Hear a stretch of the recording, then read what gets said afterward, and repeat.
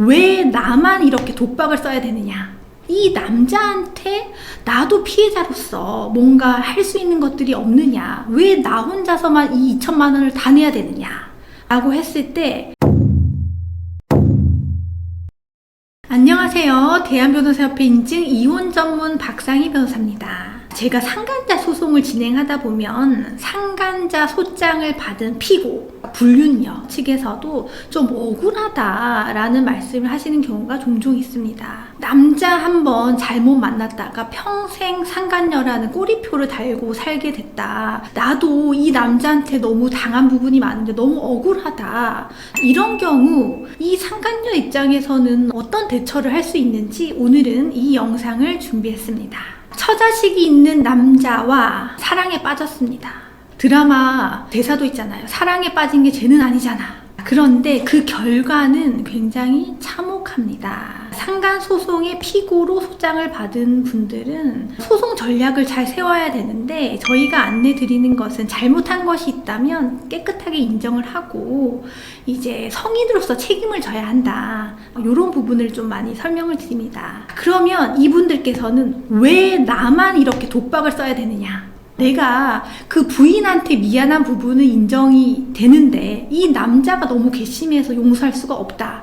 이런 경우에 저희가 활용할 수 있는 게 바로 구상금 청구입니다. 예를 들어서 2천만 원의 위자료를 지급해라 라는 판결이 나왔을 때는 피고 입장에서는 원고한테 2천만 원을 판결금으로 지급하게 됩니다. 그러면 그 이후에 이 남자한테 나도 피해자로서 뭔가 할 수 있는 것들이 없느냐? 왜 나 혼자서만 이 2천만 원을 다 내야 되느냐? 라고 했을 때 통상은 절반 정도의 금액을 구상금으로 청구해서 받아낼 수가 있습니다. 왜 절반이라고 말씀을 드리냐면, 공동 불법 행위자 상호 간에는 누가 더 불법성이 크냐 적냐에 따라서 2천만 원을 어떻게 분배할 건지를 결정하게 되는데, 통상적으로는 둘 다 책임이 똑같다라고 보는 경우가 많습니다. 그런데 이례적으로 남자 쪽에서 70%, 80%를 내야 된다라고 하는 판결들이 있습니다. 그런 경우는 어떤 경우냐면, 헤어지자, 내가 더 이상 양심에 가책이 생겨서 더 이상은 못 만나겠다, 우리 그만 헤어지자라고 했을 때 이 남자 측에서 협박을 하는 겁니다. 내가 그러면 너 나랑 바람핀 거 직장에 한번 다 알려볼까?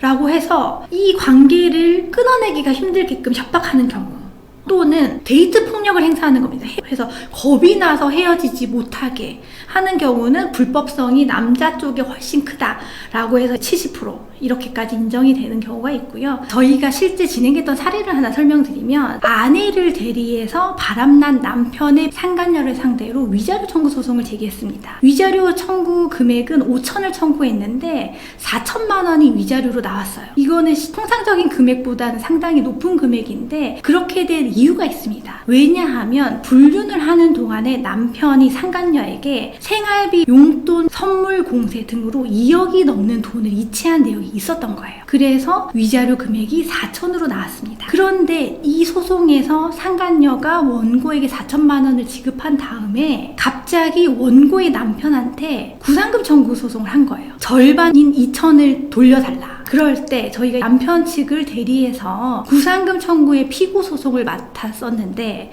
이때 통상적으로라면 2천만 원이 나와야 되잖아요. 근데 저희가 판단했을 때는 그동안 남편이 상간녀에게 지급한 금액이 꽤 크다, 그리고 불륜을 지속하는 부분에 있어서 상간녀의 책임이 더 큰 부분을 좀 입증을 해서 이 케이스에서는 남편의 책임은 30%, 그리고 불륜녀의 책임은 70%라고 해서 7대 3의 비율로 구상금 청구 소송이 진행이 된 그런 판결이 있습니다. 오늘은 구상금 청구에 관해서 일률적으로 정해진 바는 없고, 그때그때의 상황에 따라서 어느 정도의 불법성이 누구에게 더 큰가에 관해서 설명을 드렸는데, 구상금 청구를 진행하시기 전에는 변호사랑 상담을 통해서 내가 실제로 받을 수 있는 금액이 어느 정도인지, 비율이 어느 정도인지를 미리 확인하신 다음에 진행하시는 것이 훨씬 도움이 되실 겁니다. 감사합니다.